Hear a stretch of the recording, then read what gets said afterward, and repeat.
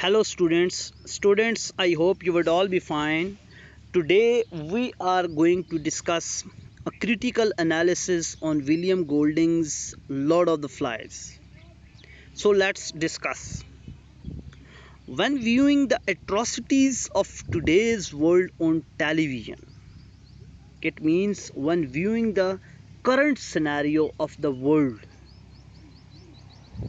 the starving children, the wars, the injustices, one cannot help but think that evil is rampant in this day and age.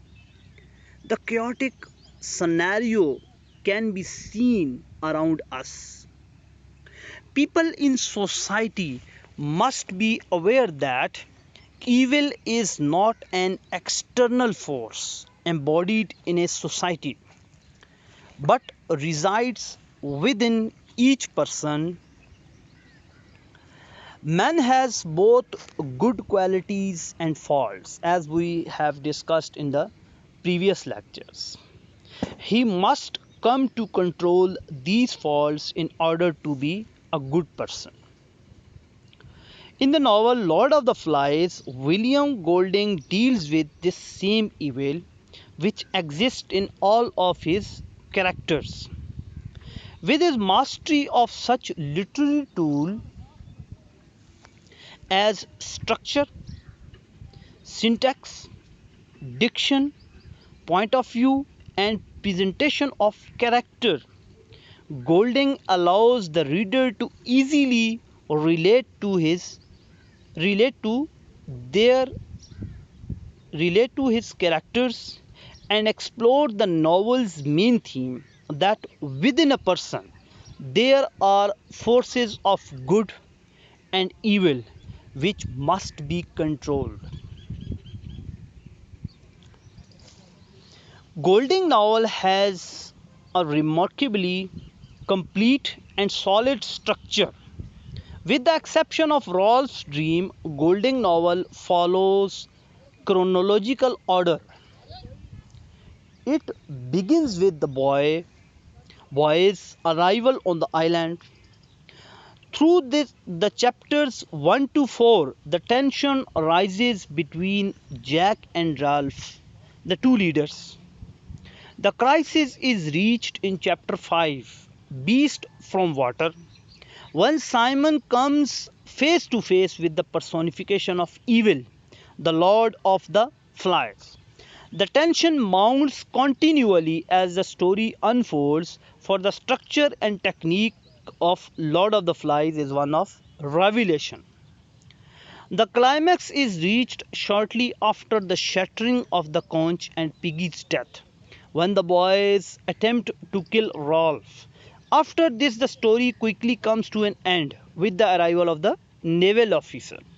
Thus, the story follows the relatively common path of exposition: the rising action, crisis, climax, and falling action. Golding's skillful use of syntax is also quite common. How he has used the sentences in the novel. This is actually included in syntax. He uses long periodic sentences when describing of the peaceful coral island shadowed with greens and purples, and shorter sentences when describing moments of violence or high tension. For example, for the first pig's death, the author uses dashes to create stress. During the sow's death, he uses medium length sentences, dissected by commas to form shorter phrases. Towards the end of the novel, when Rolf is chased, commas are again employed. Here, Golding makes use of his shortest sentences, even using sentence fragments.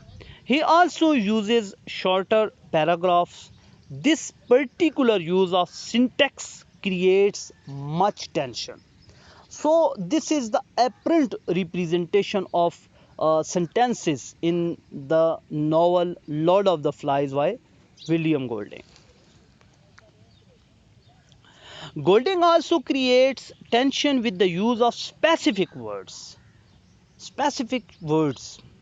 Many are connotative and therefore create a story abundant in meaning and symbolism. How he has used the words, various words to stress or unstress or to form a meaningful diction. Golding uses colors such as pink to symbolize particular things such as innocence, piglets, and the island.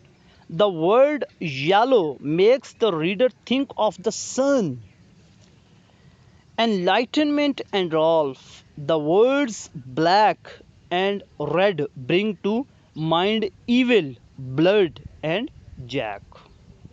With the use of words, the author also creates the novel's own private symbols. The conch comes to symbolize authority, democracy, and order. Upon the mentioning Piggy's glasses, images of insight and reason come to mind. So, this is the manner how he has used various words to express his feelings in the novel. With this highly connotative language, Golding creates many contrasts. He compares the dazzling beach's pink granite, green feathered palm trees, and endless sand to the darkness of the forest, full of broken trunks, cables of creepers, and dense vegetation. He also compares the day's torrid sun to the night, which makes everything as dim and strange as the bottom of the sea. The lagoon's security, the dangerous open sea are also contrasted when Golding qualifies them as still as a mountain lake, dark blue, and deep sea. Golding also uses cacophonous words such as dark, jack, broken, torrid, coarse, and splintered to describe bad things, and euphonious words such as feathers, glittering fish, and Ralph to describe more peaceful things. Although Golding's language is informal, perhaps even colloquial, and at times so reticent as to be almost self effacing, he is capable of carrying the reader to his pink coral island, where he adeptly narrates the story of these little boys and their losing battle against evil. So these are the various words which create a musical effect in the novel. The story is mainly told from a third person omniscient view. This allows the narrator to follow any of the boys anywhere. This unbiased and objective method also distances the reader as to allow him to judge the boy's action. Towards the end of the novel, when Rolf is being hunted down by the other boys, the point of view occasionally slips to the third person limited. As seen in the following passage, the narrator transmits Rolf's thoughts, which are in third person. Break the line, a tree, hide and let them pass. Hide was better than a tree because you had a chance of breaking the line if you were discovered. Hide then. This pulls the reader in and enables him to feel Rolf's fear. It also creates tension. Another important part of Golding's technique as an author is character presentation. First, we have discussed the syntax of the diction, how he has used various sentences in the novel, And then we have searched out various words used in the novel by Golding, how these words are creating amusing elements in the novel. And then we are going to discuss about the character presentation in the novel. Golding does this first through simple descriptions and then describing the reader to observe the characters in action. Regarding the characters Golding create, each represents one side of human nature.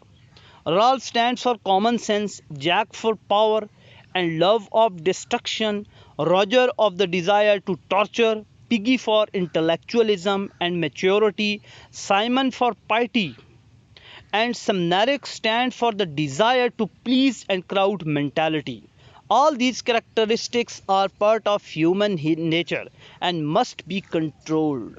Jack gains too much of a thirst for power. This proves dangerous. The same thing happens when Samnarek try too much to please. So, various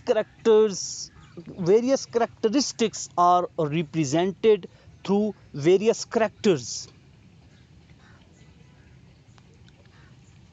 The element of control is a recurring motif in the novel. For example, the fire which can cook food, provide warmth, and alert the passing ships can also become life threatening when not controlled. Likewise, a person must learn to control himself, or the evil which exists in all will surface and have detrimental effects. Life on the island only imitates the larger tragedy in which the adults of the outside world attempt to govern themselves reasonably and end in the same game of hunt and kill. In the novel, a loss of control occurs. The evil within emerges, and many people are killed. Though his excellent use of form, sentence structure, diction, point of view, and presentation of character, William Golding makes the reader aware that at every point, much more than this story is being told, and that a clearly focused and coherent today of meaning is crystallizing out of every episode.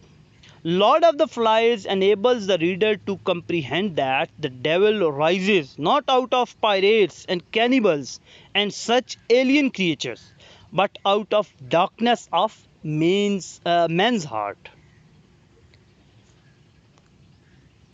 So these are the works cited for making this lecture.